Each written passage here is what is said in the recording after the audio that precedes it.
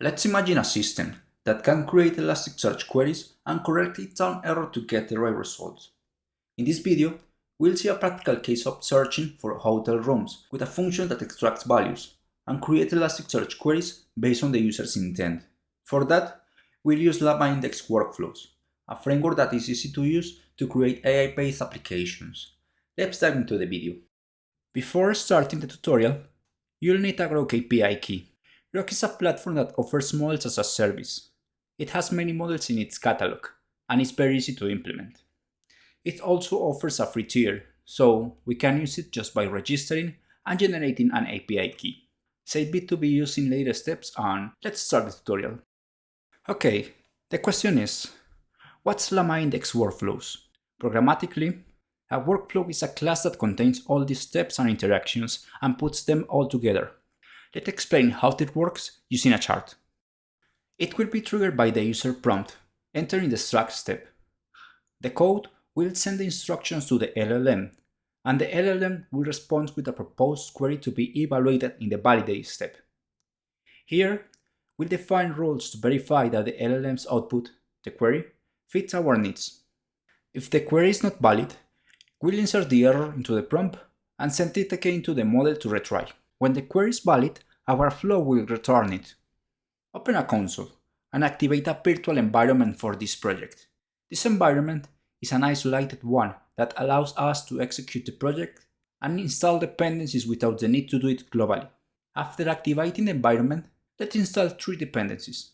This helps us handle the AI models that will be used in the app. This installs the tools from LlamaIndex needed to develop the app. This will be used to store the data, run queries, and retrieve mappings. Wait for the dependencies to install. Once installed, let's create a script to ingest the data into Elasticsearch. In this script, we will declare an Elasticsearch client and define the mappings that describe the structure of the data that will be indexed in Elasticsearch. On screen, you can see the kind of data that will be inserted, with a name, number of beds, a short description, price per night, and features that the room includes. Finally, the data will be ingested using the bulk API. After executing the script, open the console and let's export the environment variables needed for this project using the export command. In total, there will be 3: the API key for Grok models, the Elasticsearch endpoint, and the Elasticsearch API key. Press enter to save them, and that's all. You can use these variables with the line of code, host.environment, and the variable name. Now we are ready to execute the ingest script, and the response confirms that the documents are not available in Elasticsearch to be used. Next, we'll create a file for the workflow code. Let's import the dependencies and instantiate a new Elasticsearch client. The first class that will be defined is Elasticsearch request, which contains one method to retrieve the index mappings and one method to execute Elasticsearch queries called doESQuery. This method will receive the query string generated by the model and check if it is a valid query, returning the results if so. The method to retrieve mappings will be used in the extract step, while the doESQuery will be executed in the validate step. The extraction prompt will be the main prompt used in the first iteration of the workflow.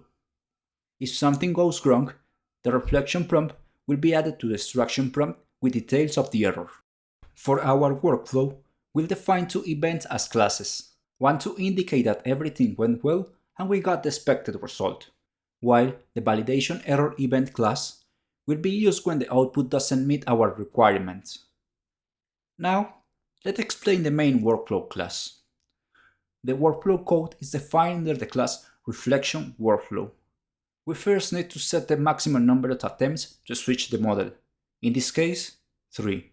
The struct method receives the model name and the user prompt, named passage. If there is an error event, it will be added to the prompt.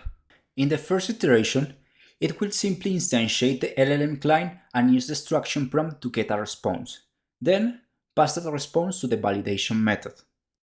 In the validation method, we check if the query is valid and retrieve results. If not, it will trigger a validation error event. If it is valid, the workflow ends and shows the results. Here we also have the logic to switch the model after 3 retries. Finally, we have the code to instantiate and execute the workflow by inserting a user prompt into Passage to trigger the workflow. In this case, we'll search for rooms with a smart TV, Wi-Fi, jacuzzi, and price per night under $300. Let's run the script and watch the results.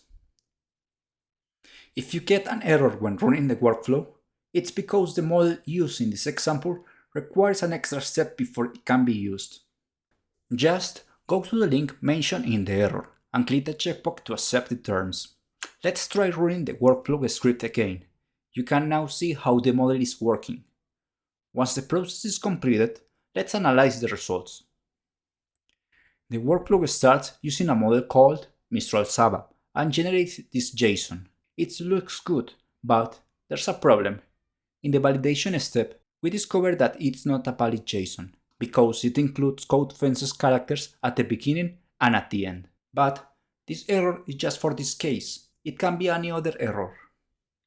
The workflow retries, getting the same error a couple more times. After the third attempt, the model is switched to a Llama model that performs better and succeeds on the first try. We can confirm this because we now see the Elasticsearch results retrieved by the query generated by the model. To verify that the results are correct, we can go to DevTools and run a search query on the hotel rooms index, pasting the query generated by the model. We'll see that the results match the ones shown in the console. As you saw, with just a few tools and a smart workflow, you can build AI-driven applications that correct themselves. This is just one example of what is possible when combining LLMs with Elasticsearch. Try it out and see how far you can take it. I hope that you learned with the video. Bye.